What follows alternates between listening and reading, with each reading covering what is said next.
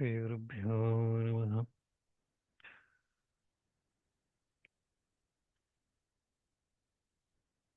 कोदण्डमहाकाय सूर्यकोटिसमप्रभः निर्विघ्नं गुरु मे देव सर्वकार्येषु सर्वदा।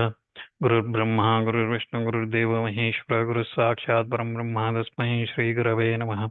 गुरवे सर्वलोकानां विशेषगुरो गणामधे सर्वविद्यानां श्रीदक्षिणामूर्तये नमः। व्यासमष्टनप्तारं शक्ते पत्रमकल्मषं प्राशिरात्मनं देशगतातं भवनिधिं नारायणं नमस्कृत्य नरं चैव नरोत्तमं देवीं सरस्वतीं व्यासं ततो जयमुदीरयेत्। मूकं करोति वाचालं पङ्गुं लङ्घयते गिरिं यत्कृपातमहं वन्दे परमानन्दमाधवं। नारायणपरो व्यक्तादण्डमव्यक्तसम्भवं मण्डस्यान्तस्तु मे लोकाः सप्तद्वीपा च मेदिनी। पार्थाय प्रतिबोधितां भगवता नारायणे स्वयं व्यासेन कृतितां वराणमणिनां मध्ये महाभारतम् अद्वैतामृतवर्षिणीं भगवतीमष्टादशाध्यायिनीं बद्ध्वामनुसन्दधां भगवद्गीते विभेद्वेषिणीं श्रुतिस्मृतिपुराणानाम् आलयं करुणालयं नमामि भगवत्पादं शङ्करं लोकशङ्करम्। अवतीर्णश्च कालट्यां केदारेन्तरितश्च चतुष्पीठप्रतिष्ठाता चेदाच्यङ्गुरो गुरुः।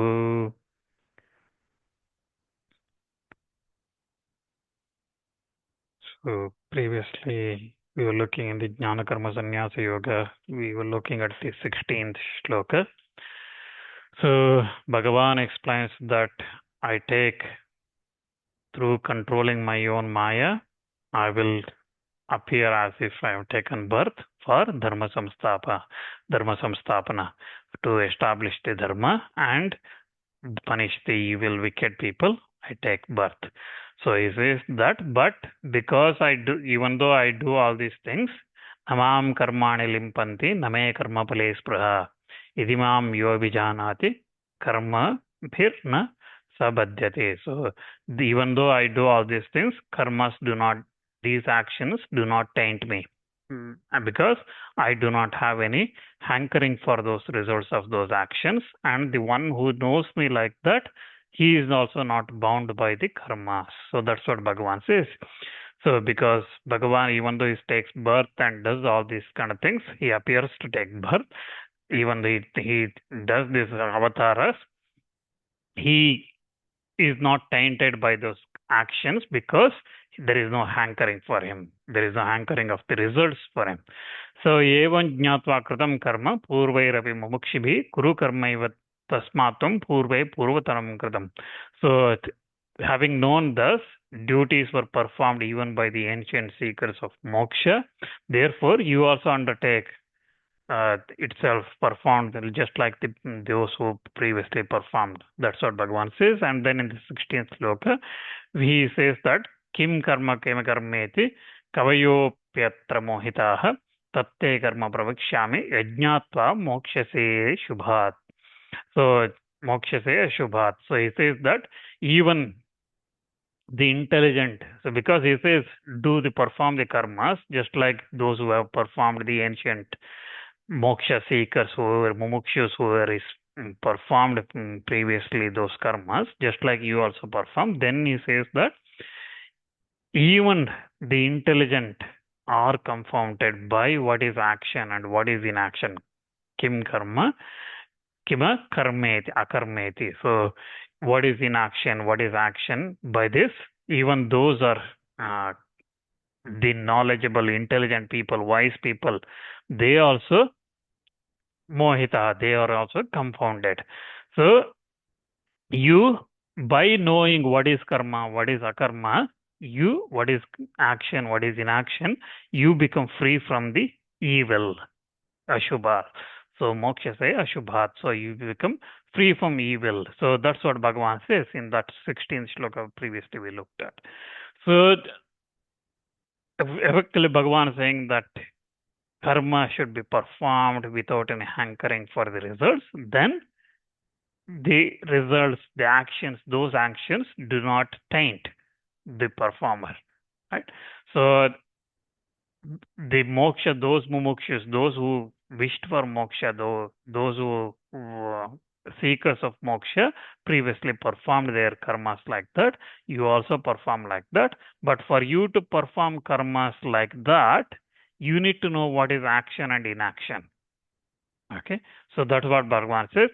So what is now action and inaction? What does that mean? So action and inaction, what is karma? Action is the movement of body, senses, and things like that. That is the karma. That is everybody knows. And what is akarma? Inaction is not doing anything, sitting quietly, right? So what is there to be a know for me? So Arjuna might ask, so you are saying that I should know by knowing karma and akarma, action and inaction, I will become free from all the evil. Evil is not attaining the moksha. Okay, so I will be free from all those evils. So what is there to know? The question is coming here is at the end of the 16th shloka is what is there to know? Because karma means doing something. Akarma means inaction, means sitting quietly, not doing anything. That is akarma. What is there to know? So for that, Bhagavan explains in the next shloka.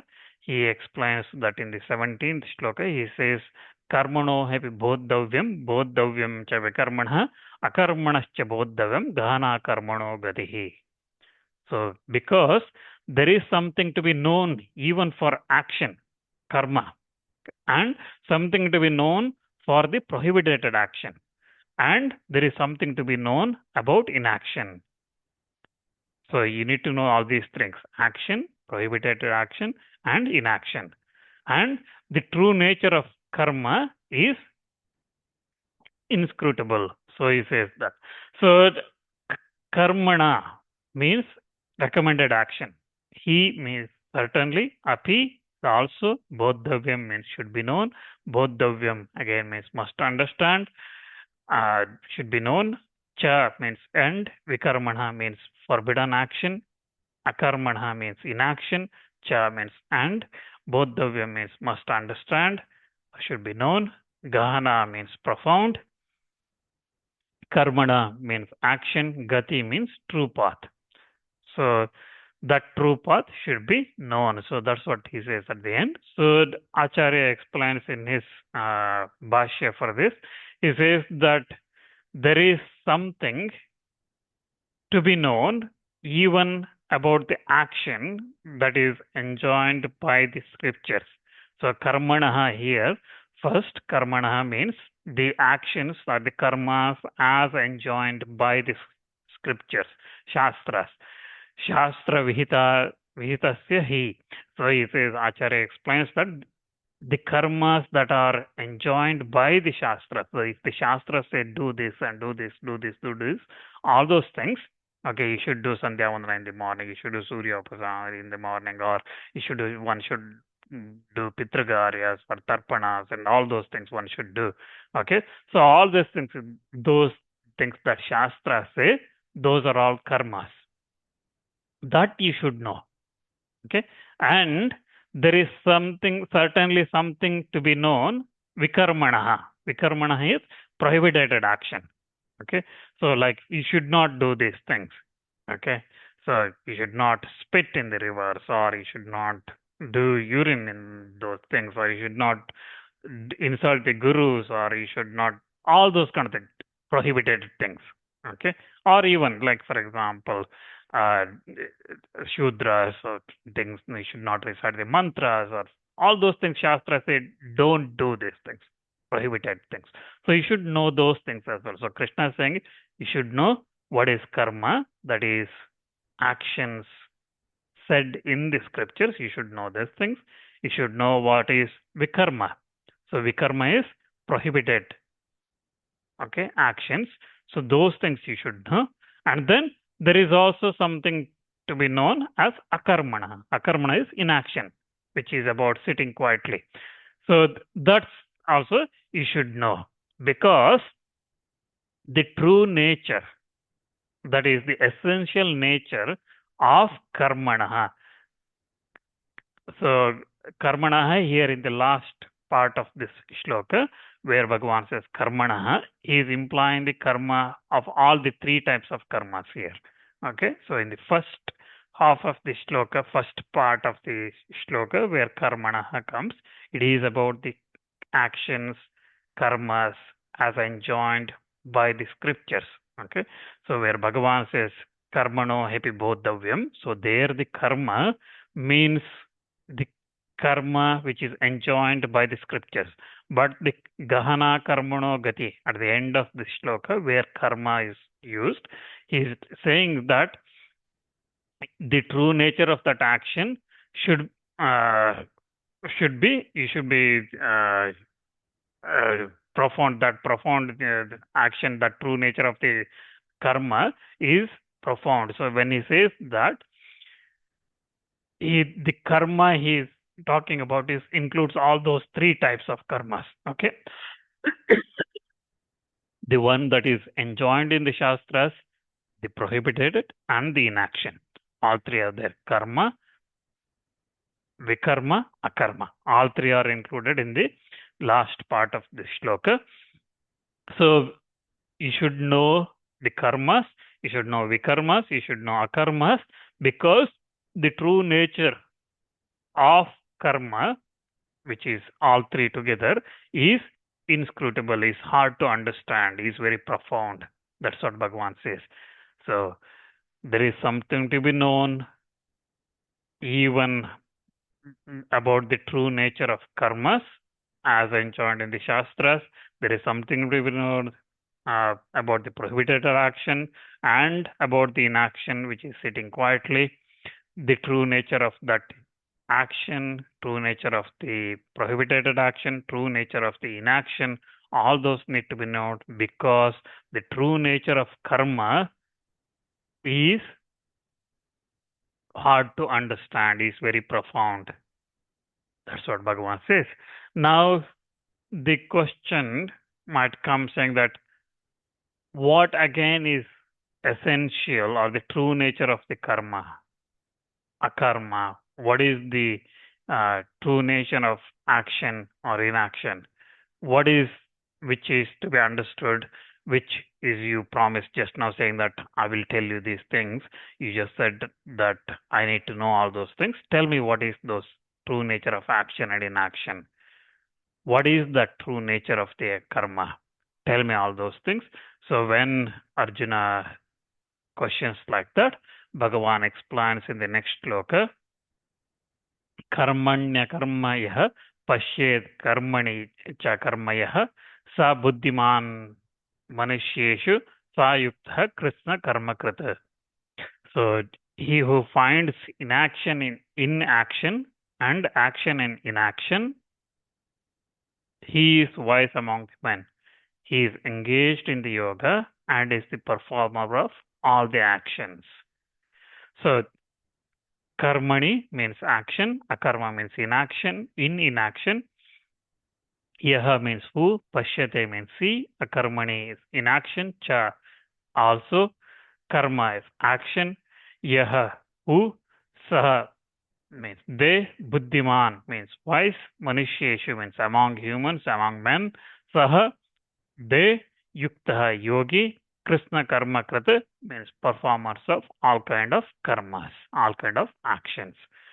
So for this shloka, Bhagavad in his Bhashya, he gives a very lengthy explanation, about 3-4 pages of explanation is there. We will go through some of the key points from that.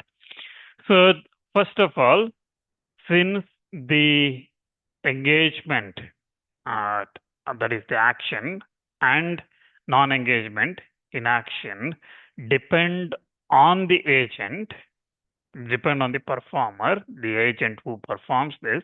Therefore, he who finds inaction, that is the absence of action, in action. Okay, so he who finds the inaction, absence of action in the karmas, in the karmani, kriyate karma. So that karmani, in action, that karma means whatever is done. Kriyate karma. So that's what Acharya says. So whatever that is done, action in general, is in that action again, and so that performer, the person who finds akarma, inaction, in the action, okay, in the karmas, and he who finds the karma in inaction. So who finds action in inaction. So first one is inaction, finding the inaction in the action, and then the second one is action in the inaction. In the which is inaction is the absence of any actions, any karmas. He is Buddhiman, he is the wise one, he is the possessed of knowledge of Brahman, he is the realized one among all the men.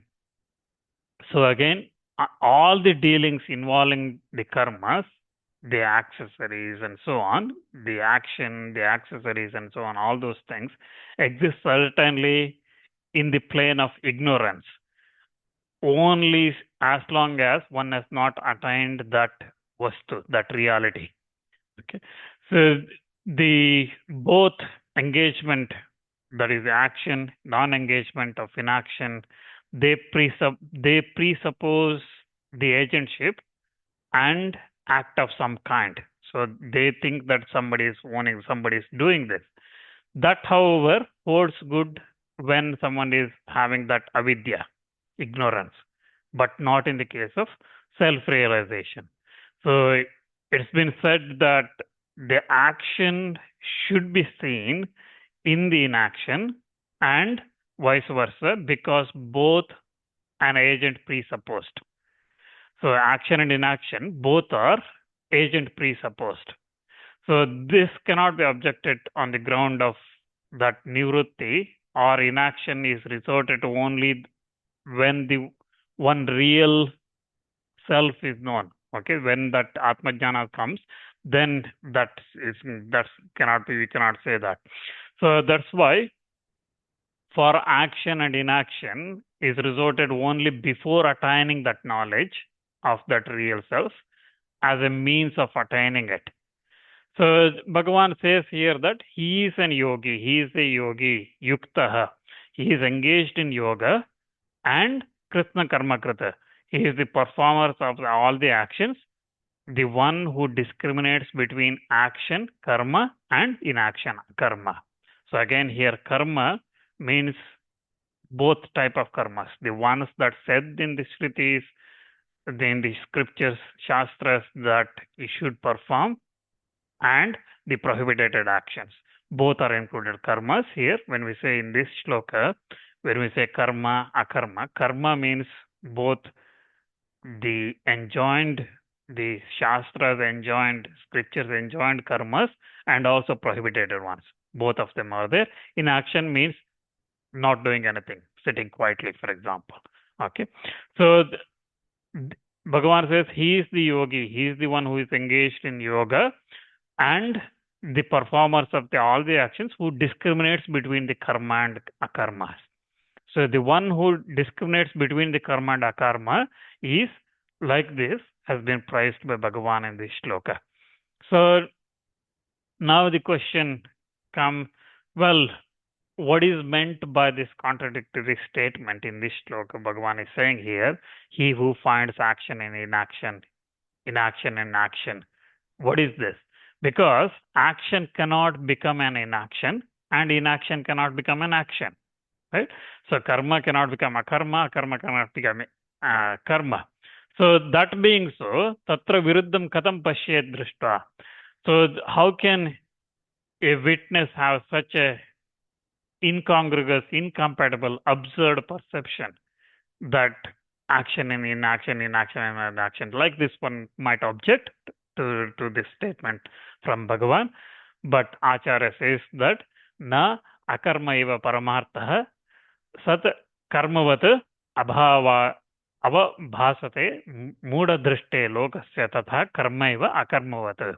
So he says that, Acharya explains that, is it not that an ordinary foolish observer, that which is reality is inaction appears as action, and similarly action itself as an action. So when it is like that, in order to show things as they are, Bhagavan says that karamanya karmaya pashyet. So he who finds inaction in action. Therefore, there is no incongruity, there is no absurdity. And also, the qualifications such as wise person and things like that, he is the best among the men and things like that, that becomes logical. And by saying that karmano hapi bodhavyam cha vikarmah akarmascha bodhavyam gahana karmano gati, in the previous shloka we looked at, and saying that there is something to be known, okay, is implied that the perception of the things as they are. So also, freedom from evil cannot follow from erroneous perceptions. So whereas Bhagavan has said that yajñātva mokṣasaya shubhat, so in the 16th shloka where he says that by knowing which you will become free from the evil. So when he says that, so that also has been said. That's why one account of action and inaction, karma and akarma, being perceived contrarily by the creatures, the Bhagavan's utterance, karmanyah karma ya pashyed karmani cha ya karmaya, so he who finds inaction and action and so on, is dispelling the contrary of that perception. And also, akarma cannot be said to be located in the action physically. Okay, you cannot say that. Just like, for example, I put a ball in a bowl or something like that, so this ball is in the bowl. You cannot say just like that inaction is located in the action. You cannot say that. Nor an action can be located in the inaction, because inaction is the absence of action, right? Akarma is absence of karma.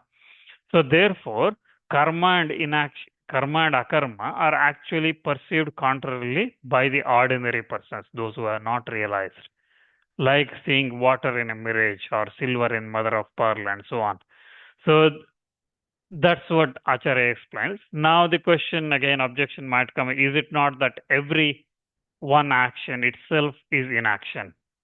Never there is an exception to this. So because every action is action only, it can never be inaction, right? So if you are performing, doing something, that can always be an action only. It cannot be akarma. Acharya explains that is not the case, because if you take an example where you are going in a boat in a river, okay, even though trees on the bank are motionless, they are still standing still, you feel like they are moving. They appear to be moving along the opposite direction of the boat, right? So even though there is inaction, you see the action there. Similarly,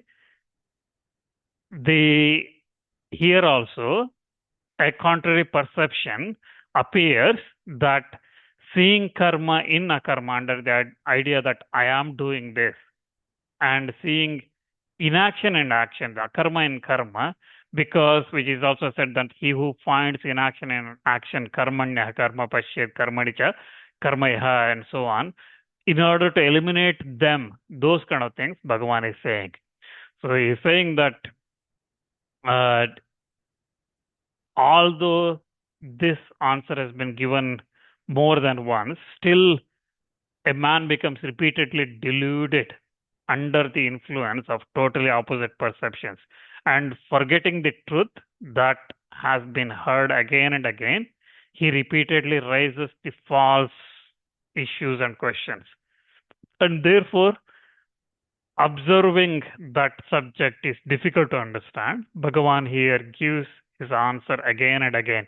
He again and again explains that Atmani karma bhavah shruti smriti nyaya prasiddha uktah vakshyamana.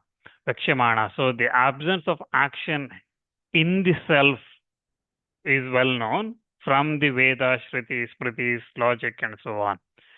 Nyayas and all those things. So Shri Veda, Smriti, Nyaya, from all this, it is very well known, and it is stated in, for example, in the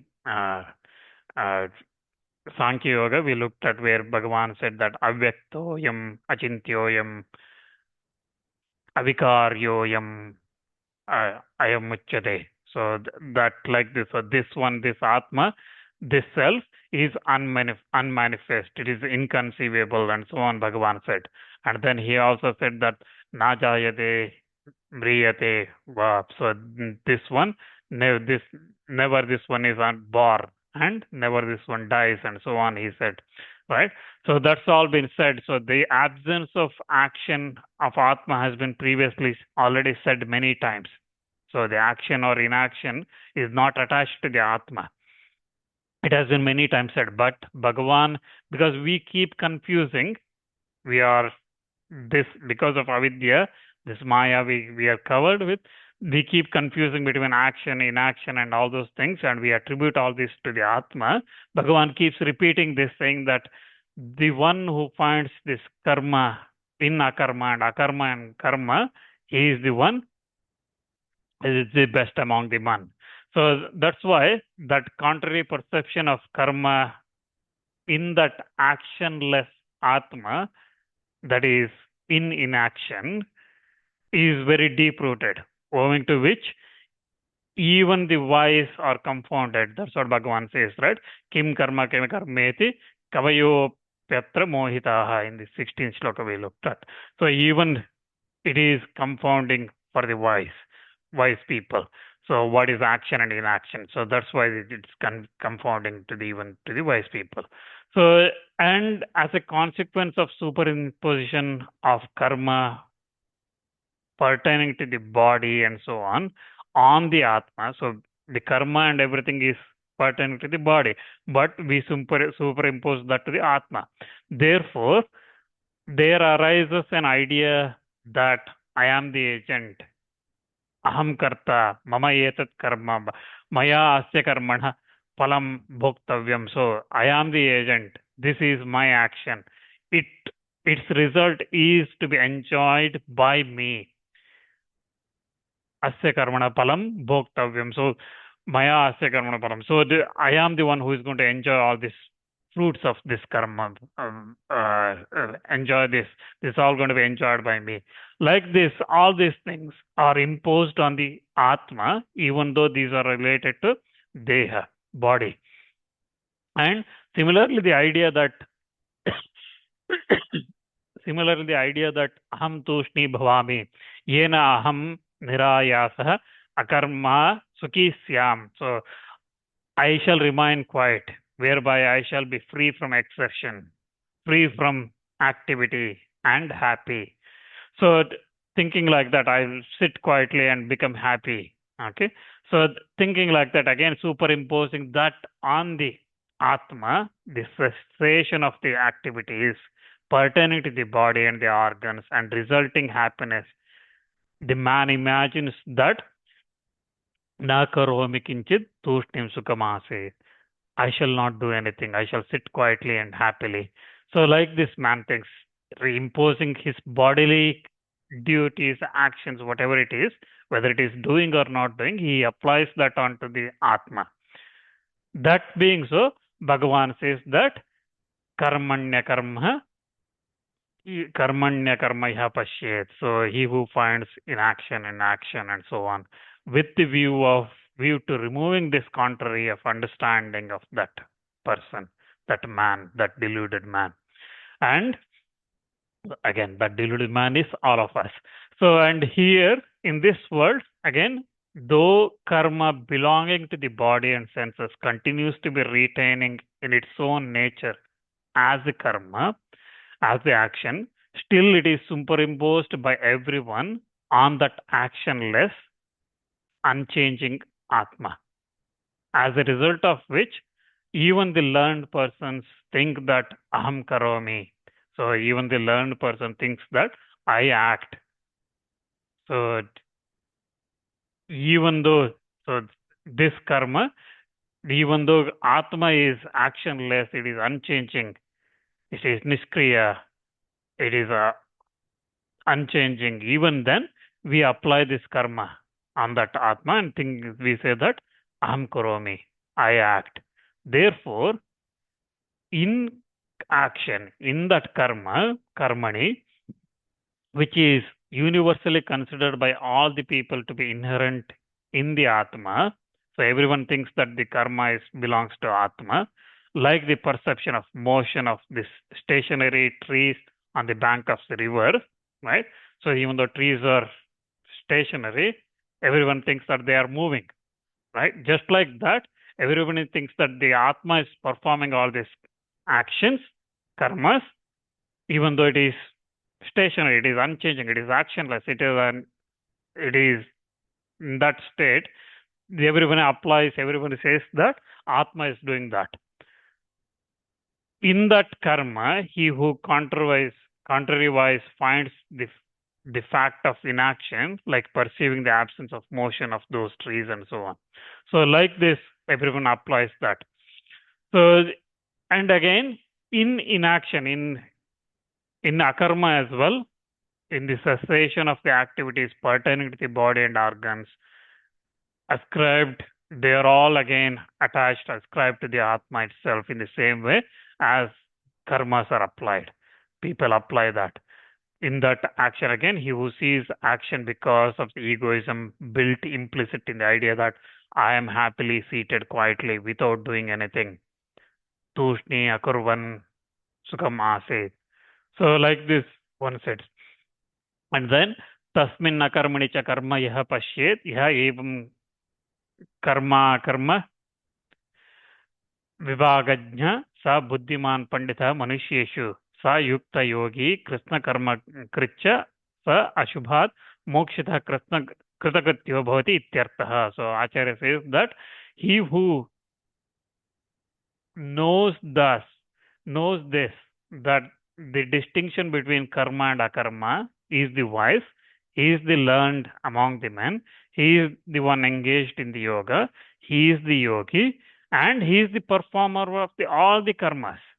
And he is freed from evil and he attains fulfillment. Kritakrityo bhavati. Kritakritya is attaining fulfillment. So when we do something, I am very happy I did this. Okay, so that kritakritya bhava. So that he becomes fully fulfillment, attains fulfillment. So that's the meaning here.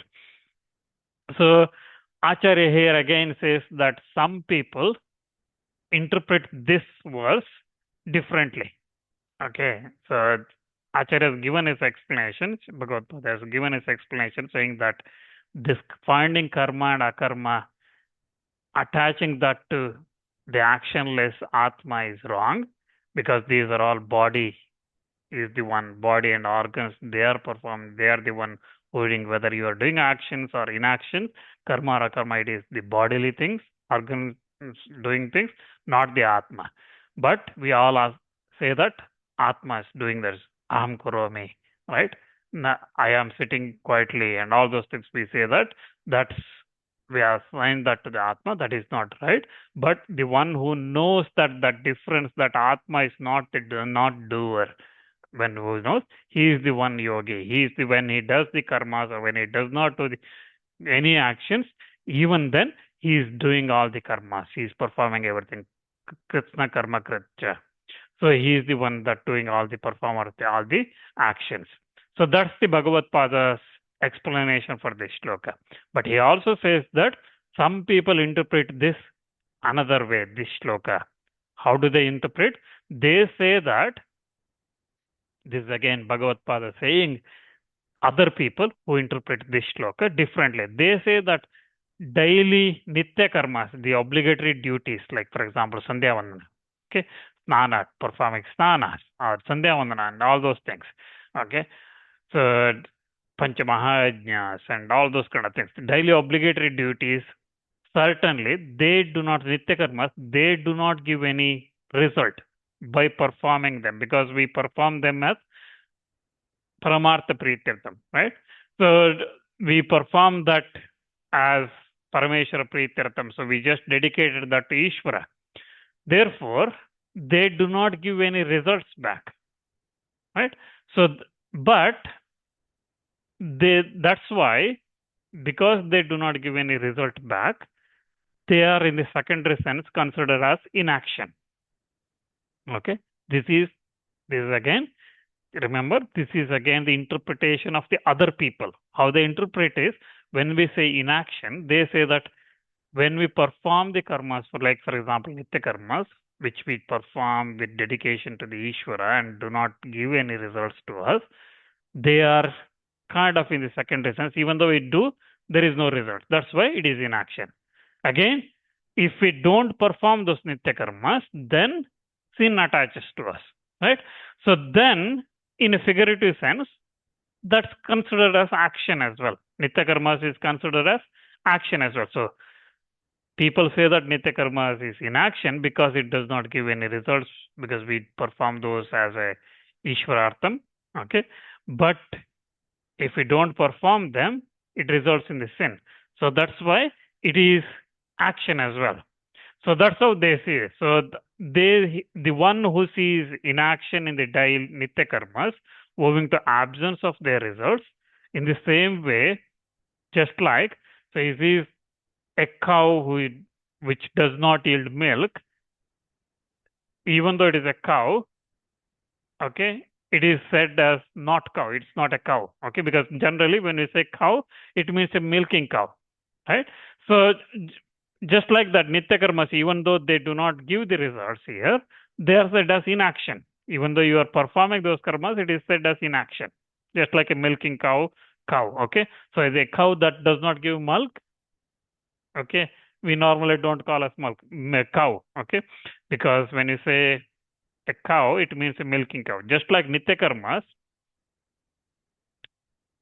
because they don't give the results, they are considered as inaction.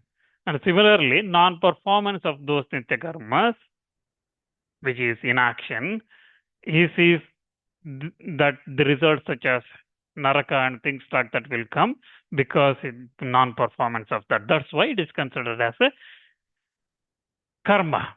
Okay, so this is how some other people interpret. They interpret that these nitya karmas are the what Bhagavan is saying here. Okay, they interpret that the nitya karmas are the ones that's Bhagavan saying, where you need to find action and inaction, inaction and action. Okay, so if you perform it, then it is inaction. If you don't perform it, it is action. Okay, things like that. So that's what Bhagavan is saying. Some other people interpret like that, but Acharya clearly says that here that such an interpretation, explanation is not logical, because freedom from those evil, that papa, sins, as a result of such a knowledge is unreasonable. And the utterance of what Bhagavan says in the sentence that yajnata mokshase shubhat ashubhat, by knowing this you will become freed from the evil, that will be contradicted, because here we are saying that by knowing that, having that knowledge of that karma, whether nitya karmas, if we go by the explanations of the other people, it will contradict with what Bhagavan said in the 16th shloka, where he says that by knowing this you will be freed from the evil. So even if it be that the liberation from the evil follows from the performance of the nitya karmas, it cannot, however, follow from the knowledge of the absence of their results, because it is not been enjoyed anywhere, it is not been said anywhere that the knowledge of nitya karmas themselves lead to the freedom from these sins or the evil. So nor it has been stated here by the Bhagavan himself in this Bhagavad Gita that the nitya karmas, knowledge of nitya karmas will result in freedom from the sins. So that's why it is the explanation that other people give for this shloka is illogical. And Acharya also explains that seeing action and inaction, and according to those opponents, seeing inaction, action and inaction and inaction and action, that's not been enjoined here as a duty as well, but it has been enjoined simply as that the performance of nitya karma is obligatory. That's all it is. It is nothing more. Moreover, no result that can accrue from the knowledge that evil arises of non-performance of nitya karmas, nor even non-performance of nitya karmas, has been enjoined as something that should be known. And also, such results from freedom from evil, that is sins and things like that, with the wisdom, the knowledge of that, the enlightenment, the engagement in the yoga, and being performer of all the actions cannot be reasonably followed from the false perception of action is inaction. And also, it is also not possible that this eulogy of this false perception is not possible. So that's why Acharya explains that the false perception is itself the obvious from the evil. How can that bring moksha? How can a evil bring a moksha? So that's what Acharya explains. And again, he explains further on this Nitya Karmas and this debate on this shloka. We will look at that next time.